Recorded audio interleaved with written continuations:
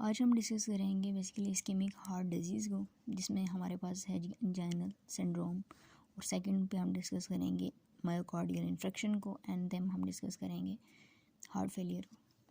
सो anginal पेक्टोसिस जो है, angina पेक्टोसिस कहते हैं बेसिकली इसको। और एंजाइना पेक्टोसिस को एंजाइनल सिंड्रोम या क्लिनिकल सिंड्रोम क्यों कहा जाता है? बिकॉज इसकी डिफरेंट टाइप्स होती हैं। इसमें ग्रुप ऑफ सिम्टम्स आपके पास अपीयर होते हैं, या अंडरलाइंग जो डिजीज़ कंडीशंस होती हैं वो डिफरेंट डिजीज़ स्टेट्स की वजह से आपके पास जो है वो एंजाइनल सिम्टम्स जो हैं वो अपीयर होते हैं। And angina is ultimately lead toward the MI, myocardial infarction.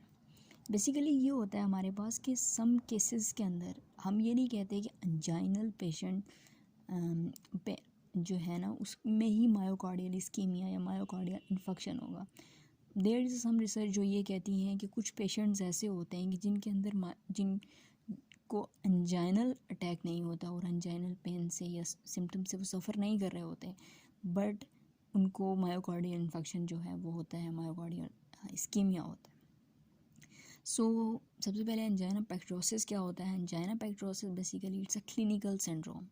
इसमें क्या होता है कि नॉर्मल सिम्टम्स हम देखते हैं कि एंजाइना के जो पेशेंट्स होते हैं उसको डिसकन्फर्म होता है चेस्ट में, आर्म में, बैक में, शोल्डर्स वगैरह में।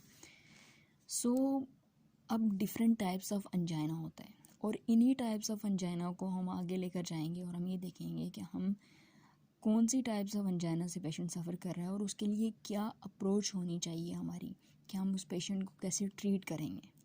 सो टाइप्स ऑफ एंजाइना में हमारे पास आ जाती है क्रोनिक एंजाइना होता है, अनस्टेबल एंजाइना, क्रोनिक या स्टेबल एंजाइना भी इसको कहते हैं, उसको एक्सर्शनल एंजाइना भी कहते हैं।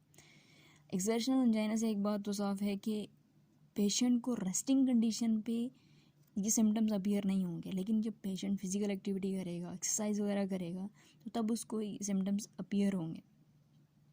ठीक है। सो इसकी रीज़न क्या है कि इसको दूसरे वर्ड में ये कहते हैं कि the patient is suffering from supply demand ischaemia. Demand ischaemia क्यों कहा जाता है क्रोनिक स्टेबल एंजाइना को, या डिमांड इस्कीमिया होता क्यों है क्रोनिक स्टेबल एंजाइना के अंदर? उसकी रीज़न ये होती है कि क्रोनिक स्टेबल एंजाइना के अंदर आपके पास फिक्स सप्लाई ऑफ ऑक्सीजन होती है। ऑक्सीजन की सप्लाई तो फिक्स होती है, लेकिन उसकी डिमांड इंक्रीज़ हो जाती है। और डिमांड कब इंक्रीज़ होती है? जब पेशेंट कोई फिजिकल एक्टिविटी परफॉर्म करता है। बेसिकली इसमें हमारे पास जो है वो आर्टरीज़ की ब्लॉकेज हो जाती है due to some sort of cholesterol deposit हो जाता है, उसकी वजह से आर्टरीज़ की जो है ना हमारे पास ब्लॉकेज हो जाती है। बट इतनी enough supply of oxygen heart को जा रही होती है नॉर्मल कंडीशन के अंदर, जो पेशेंट के अंदर सिम्टम्स जो हैं वो अपीयर नहीं होते हैं। बट जब वो एक्सरसाइज करता है, डिमांड बढ़ती है ऑक्सीजन की, तो तब उसके अंदर जो है सिम्टम्स अपीयर होते हैं। सेकेंड है हमारे पास अनस्टेबल एंजाइना। अनस्टेबल एंजाइना को अनस्टेबल एंजाइना इसलिए कहा जाता है कि सिंपल है कि हमने स्टेबल एंजाइना की बात की तो वो ड्यूरिंग एक्सर्शन होता है या रेस्टिंग कंडीशन में नहीं होता। तो अनस्टेबल एंजाइना भी जो है ना, इसका मतलब ये है कि पेशेंट रेस्टिंग कंडीशन में भी इस सिम्टम से सफ़र करेगा। अब इसको हम इसकी दूसरे वर्ड में हम कहते हैं कि जो सप्लाई इस्कीमिया होता है, ठीक है, वो होता ही अनस्टेबल एंजाइना केस में। जैसे हमने कहा कि स्टेबल एंजाइना केस में डिमांड इस्कीमिया होता है, तो इसके केस में हमारे पास सप्लाई इस्कीमिया होता है। इसकी रीज़न ये है कि इसमें हमारा फिक्स सप्लाई ऑफ ऑक्सीजन नहीं जा रही पेशेंट को, ठीक है।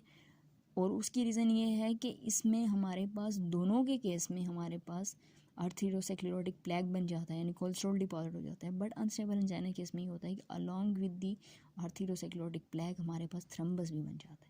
और वो थ्रम्बस डिफरेंट जो है हम पैथोलॉजी में देखेंगे कि डिफरेंट, फिर हमारे पास जो एंडोथेलियम डिसफंक्शन कर देते हैं, और उसके रिजल्ट में हमारे पास डिफरेंट जो न्यूरोट्रांसमीटर रिलीज़ होते हैं वो नहीं होते, और उनके डिफरेंट फंक्शन जो होते हैं वो डिस्टर्ब हो जाते हैं। सो इस केस में आपने याद रखना है कि इसमें फिक्स सप्लाई ऑफ ऑक्सीजन जो है वो नहीं हो रही होती। सो इसलिए इसको हम लो फ्लो इस्कीमिया या सप्लाई इस्कीमिया के केस जो है वो होता है अनस्टेबल एंजाइना के केस में। Third one is a Prinzmetal angina या वेरिएंट एंजाइना, वेज़ोस्पास्टिक एंजाइना।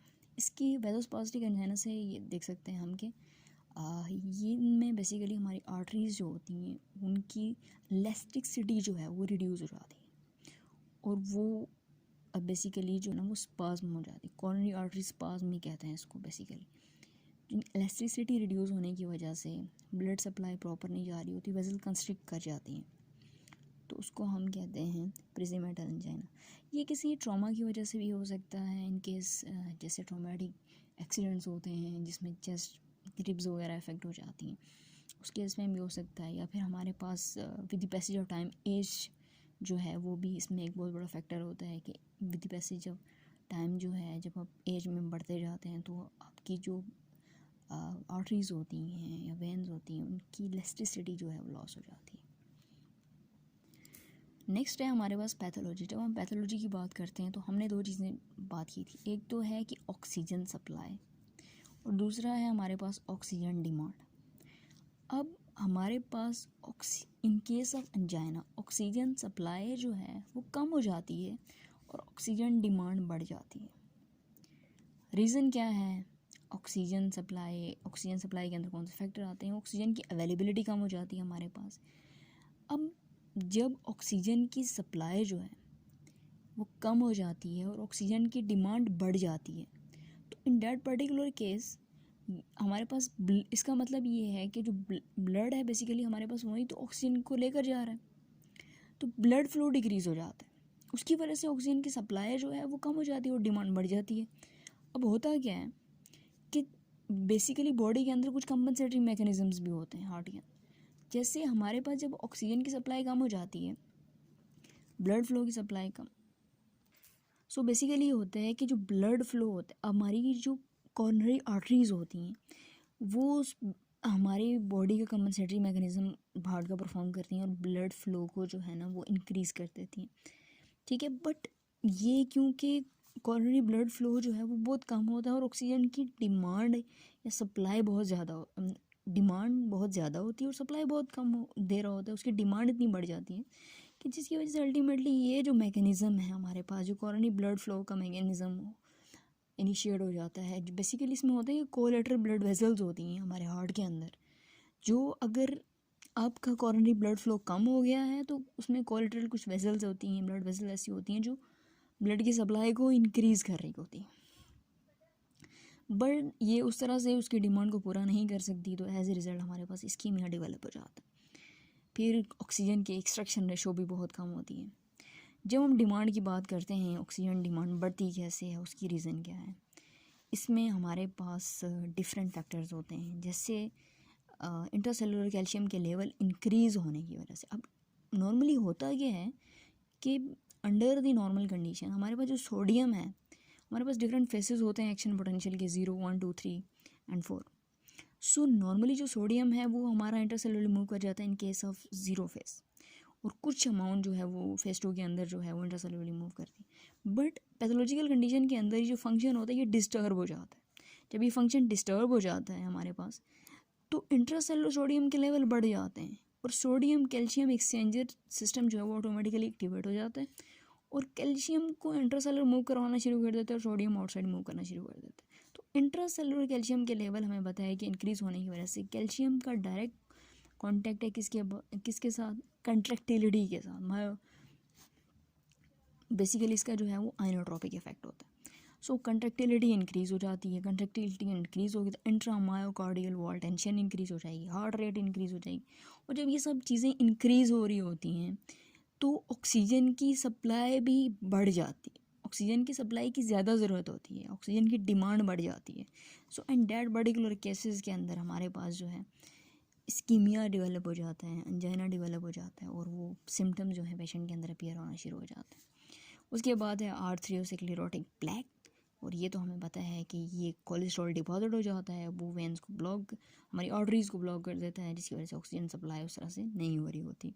अब होता क्या है कि अब आर्थरियोस्क्लेरोटिक प्लेक, ठीक है, इसके साथ थ्रम्बस बनता है। थ्रम्बस कैसे बनता है और थ्रम्बस जो है वो फिर फर्दर करता क्या है?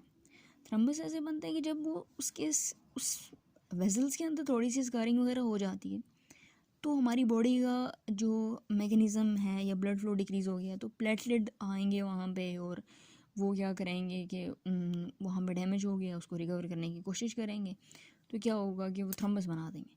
अब थ्रम्बस क्या करता है? थ्रम्बस ने ये करना है कि थ्रम्बस जो हमारे वास्कुलर एंडोथेलियम फंक्शन है उसको डिस्टर्ब कर रहा था। वास्कुलर एंडोथेलियम फंक्शन क्या है कि vascular endothelium function is play a very important role. उसमें यह है कि अगर वास्कुलर एंडोथेलियम फंक्शन जो है वो आपका डिस्टर्ब हो जाता है, हमने कहा कि नॉर्मल केसेस के अंदर हमारा सिम्पैथोमाइमेटिक सिस्टम एक्टिवेट हो जाता है, जो हार्ट रेट डिक्रीज हो तो उसको इंक्रीज़ कर देता है। तो इन दैट केसेस के हमारे पास फिर हमारा जो एंडोथेलियम सिस्टम है, वास्कुलर एंडोथेलियम सिस्टम, वो एक्टिवेट हो जाता है।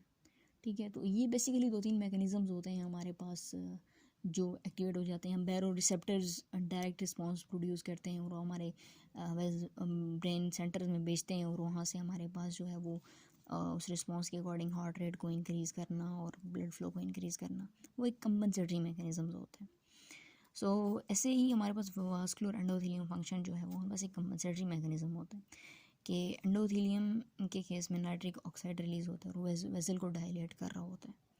ठीक है, और अलॉन्ग विद नाइट्रिक ऑक्साइड हमारे पास एंटी थ्रोम्बोटिक्स और एंटी इन्फ्लामेटरी मेडिएटर रिलीज़ होते हैं जो थ्रम्बस को बनने नहीं देते। लेकिन ऐसा जब थ्रम्बस बन जाता है तो वो हमारे उस लोकल सिस्टम को, जो वास्कुलर एंडोथेलियम सिस्टम, उसको डिस्टर्ब कर देता है। उसी केस में वो anti thrombotic agent, anti inflammatory agent ही रिलीज़ नहीं हो पाते।